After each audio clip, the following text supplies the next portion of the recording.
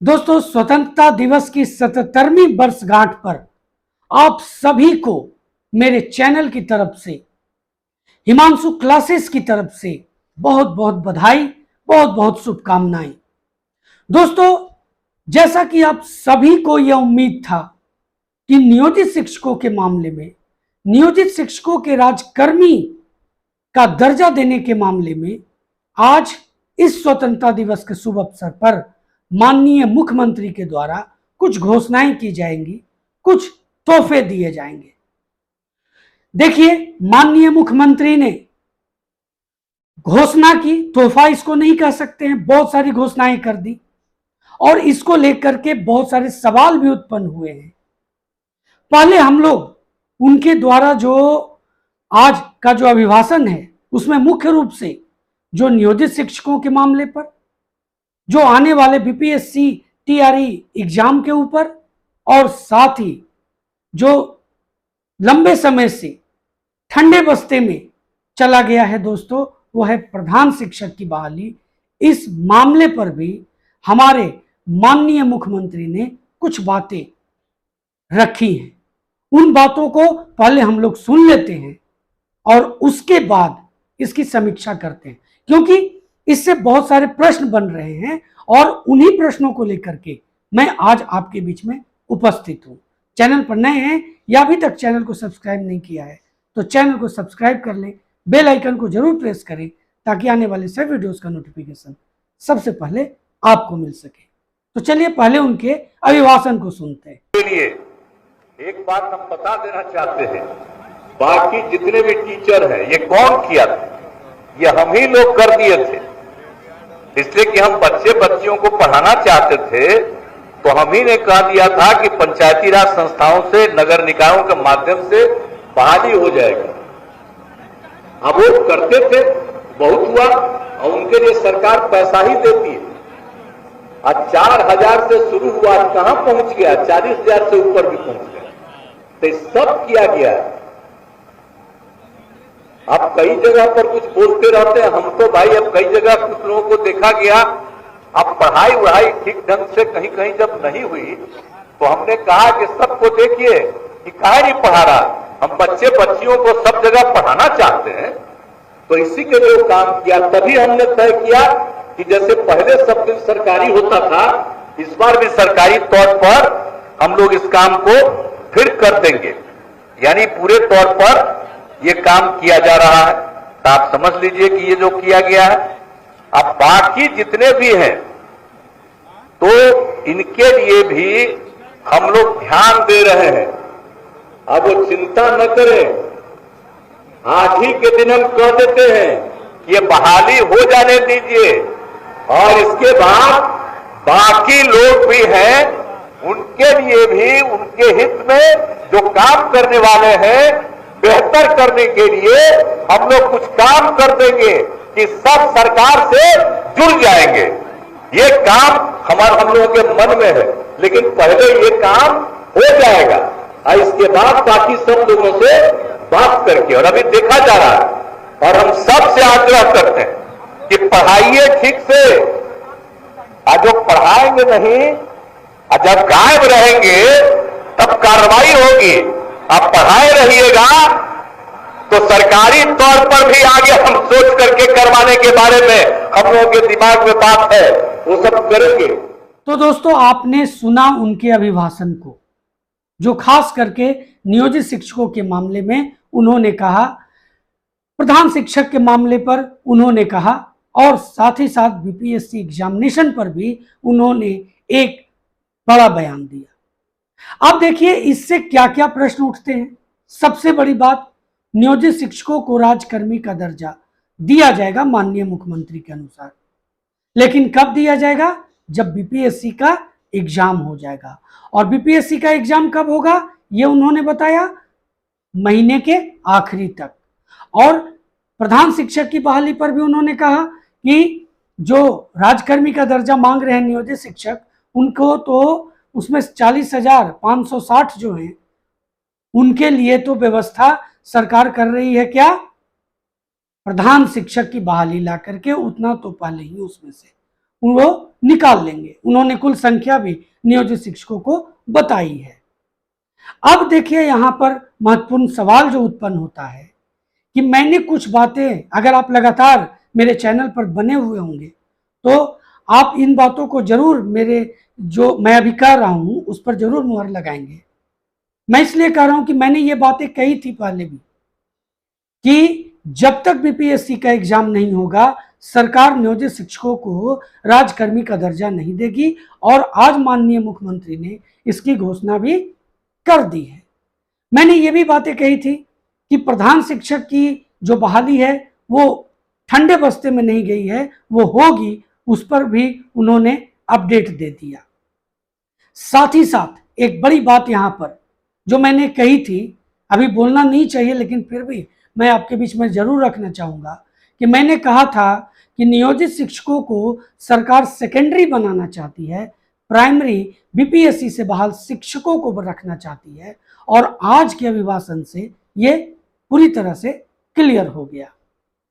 अब BPSC examination को लेकर के भी उन्होंने कहा कि साल के अंत तक यह एग्जामिनेशन हो जाएगा और उसके बाद राजकर्मी का दर्जा शिक्षकों को, उन्होंने इसका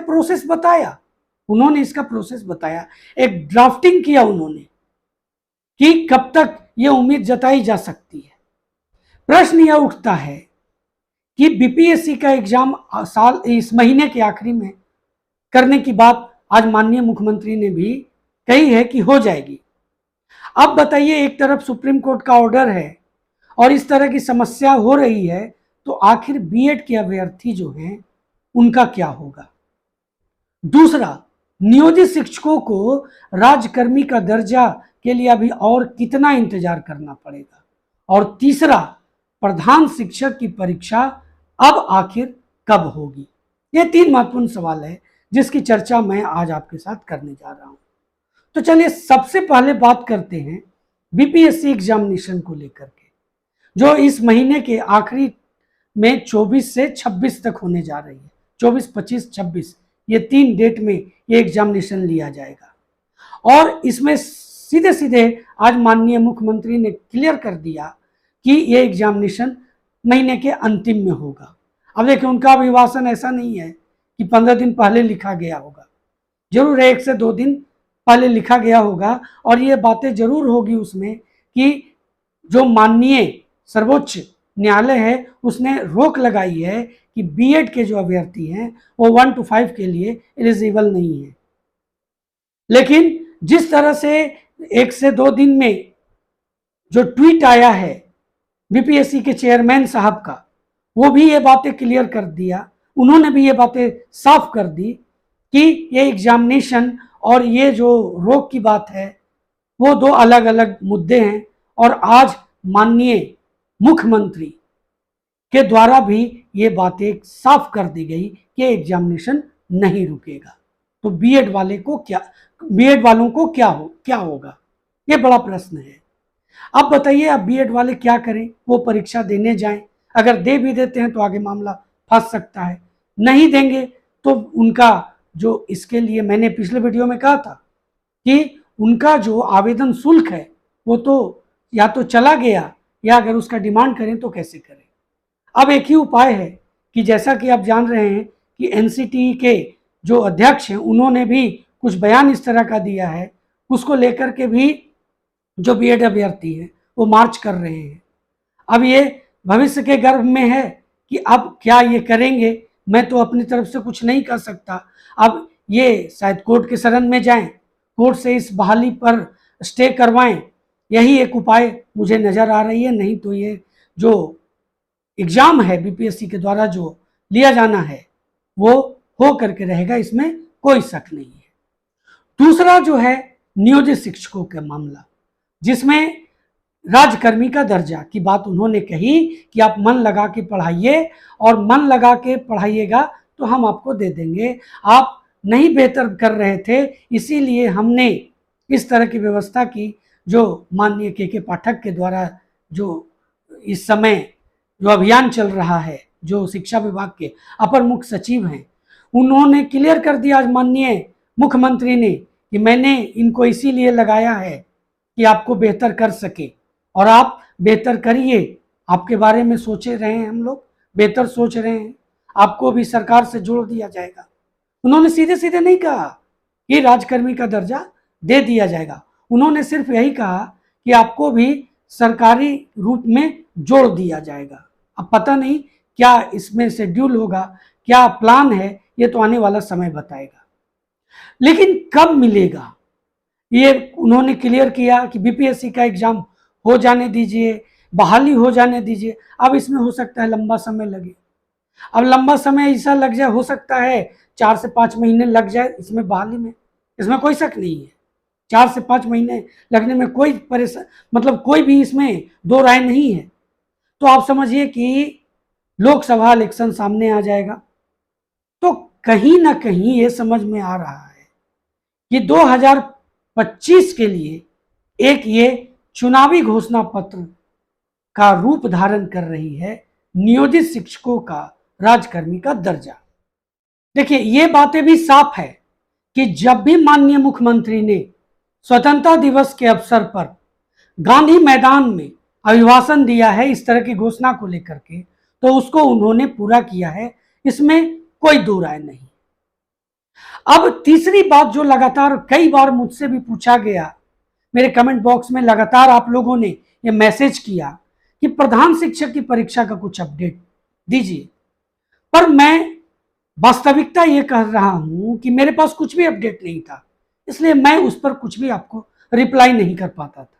लेकिन आज माननीय मुख्यमंत्री ने इसकी भी घोषणा कर दी कि जो 40,560 पद हैं प्रधान शिक्षक का, उसकी भी बहाली होगी, लेकिन पहले इसकी बहाली पूरी हो जाएगी। तो यानी कि जब जो अभी जो चल रही है शिक्षक नियुक्ति की प्रक्रिया, ये पूरी तरह से कंप्लीट हो जाए, इसमें बहाली हो जाए, उसके बाद प्रधान शिक्षक की जो बहाली है उस पर भी बीपीएससी काम करेगी।